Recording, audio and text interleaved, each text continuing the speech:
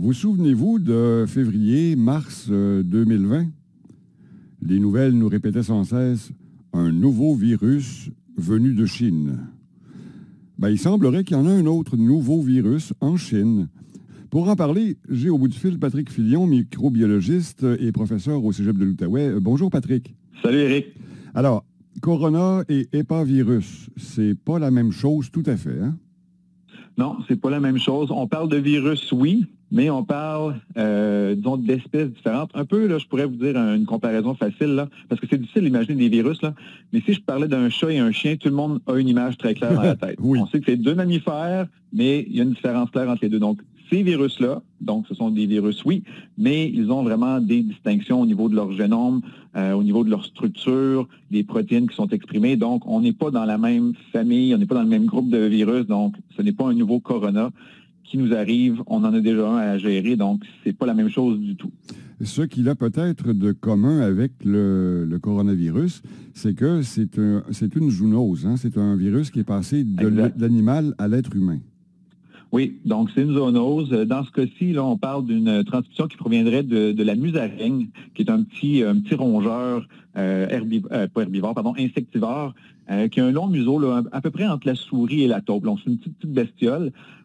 Puis comment, bon, les gens vont se demander comment on peut attraper un virus à partir d'une petite bestiole comme celle-là. Ce sont des agriculteurs, donc qui travaillent avec leurs animaux et vont être en contact soit avec l'animal lui-même ou avec les déjections de l'animal. Donc, vont se contaminer par accident, on va dire comme ça, puis vont contracter la maladie. Ce qui est important de comprendre avec ce virus-là, ou relativement nouveau virus, parce qu'on le connaît depuis quand même 2018, là. Okay. Donc, ce virus-là est très difficilement transmissible de personne à personne. Donc, tu peux être contaminé par, disons, ton environnement, les déjections de la petite musaraigne, mais comme tel, si moi, par exemple, je suis infecté, puis je suis en contact avec mes enfants ou ma conjointe, les chances que je leur transmette sont très, très faibles. Donc, déjà là, si on avait affaire, par exemple, à un autre coronavirus, là, comme la COVID, ben, on aurait vu une transmission beaucoup plus marquée, beaucoup plus importante. Et là, c'est un virus qui existe depuis quand même 4 ans. Là, si vous vous rappelez, la COVID, en dedans de 5 mois, ça a fait le tour de la planète. Oui. Là, on parle d'un virus qui a été découvert en Chine et à Taïwan et dans certains pays d'Asie. Puis c'est à peine, je pense, c'est 35 cas qui ont été détectés, analysés là, sur les 4 ans. Donc, on parle vraiment pas là, de pandémie, on n'est pas là du tout. Mais bon, on parle d'un nouveau virus qui provient de Chine. Donc, déjà, ça éveille là, de très mauvais souvenirs. Et ça fait peur aussi. Des gens. Ça fait peur. Mais si je peux rassurer les gens, là, c'est un virus qui, pour l'instant, si vous avez la malchance d'attraper cette infection-là, donc, il y a des maux de tête, des maux de ventre, douleurs musculaires. Ça va ressembler beaucoup à la grippe, mais il n'y a aucun décès qui a été rapporté. Donc, déjà là, c'est quand même un aspect assez positif. Encore une fois, la transmission est très difficile d'une personne à l'autre.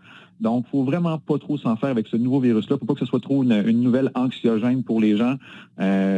Soyez rassurés, là, la COVID est pas mal plus, on va dire, inquiétante. Là, on a quelque chose à gérer de réel présentement. Ce nouveau virus-là, on va le surveiller, on va regarder ce qui se passe. Mais pour l'instant, je ne m'inquiéterai pas. Peut-être une petite parenthèse, là, ce qui a peut-être soulevé un peu de questionnement parce que c'est une recherche, dans le fond, qui est sortie, puis c'est pour ça qu'on en parle, c'est que dans la famille de ce virus-là, il y a 2 petits cousins qui sont pas commodes. Il y a le virus Nipah, qui est un virus là, qui est transmis dans ce cas-ci par des chauves-souris. Encore une fois, très difficilement transmissible, mais les gens qui le contractent, c'est quand même 70 de mortalité. Donc ça peut faire peur comme chiffre. Oui. Et le virus Andra, qui est encore une fois dans la même famille de virus, qui lui est transmis de la chauve-souris ou par les chevaux à l'humain, et un taux de mortalité de 50 %. Mais encore une fois, ce sont 2 virus, donc Nipah et Andra, qui sont très difficilement transmissibles d'humain à humain.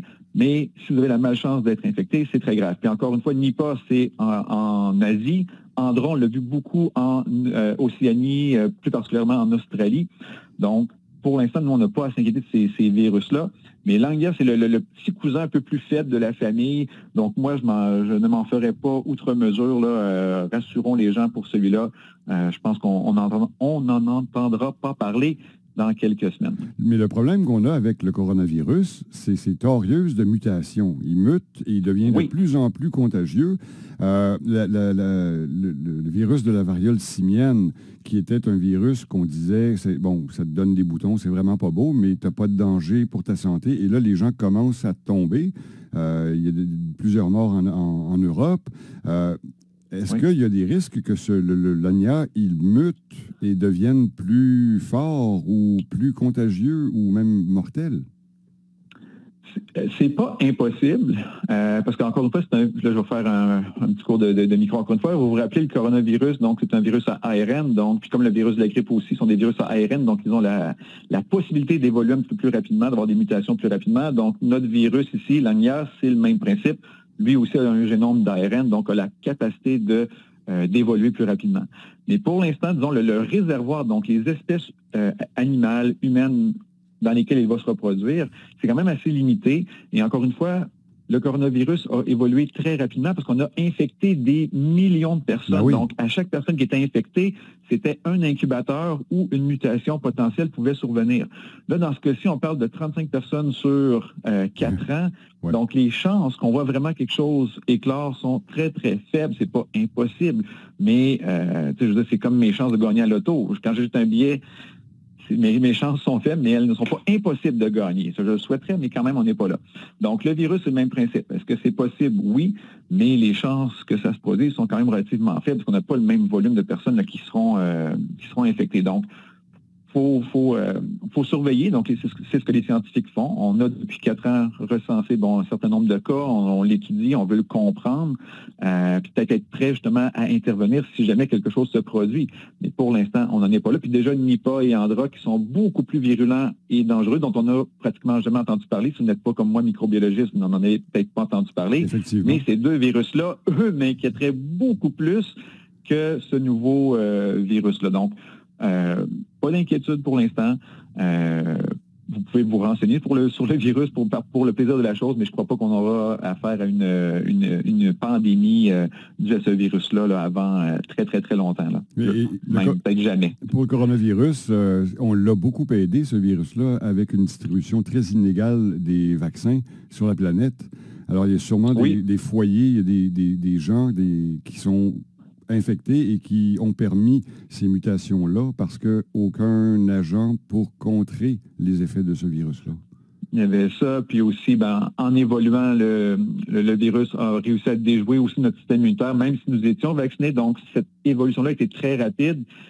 Puis, encore une fois, en ayant un virus qui était très facilement transmissible d'une personne à l'autre, là, on parle du dernier variant, là, un R0 de 18, donc une personne infectée peut théoriquement en infecter 18. Donc, la propagation est extrêmement rapide. Donc, les mutations vont l'être tout autant.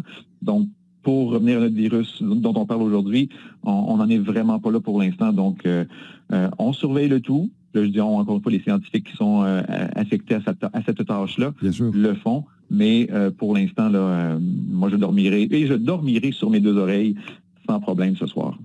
Patrick Filion, microbiologiste et professeur au Cégep de l'Outaouais, merci beaucoup pour tes lumières. J'espère avoir éclairé, en tout cas, qu'on a éclairé les gens et qu'on a réussi à réduire les craintes parce que c'est beaucoup à la télévision en ce moment, le nouveau virus en Chine. Là. Cette fois-ci, pour l'instant, rien à craindre. C'est ça. Donc, fait plaisir, Éric. Tu me rappelles quand tu veux.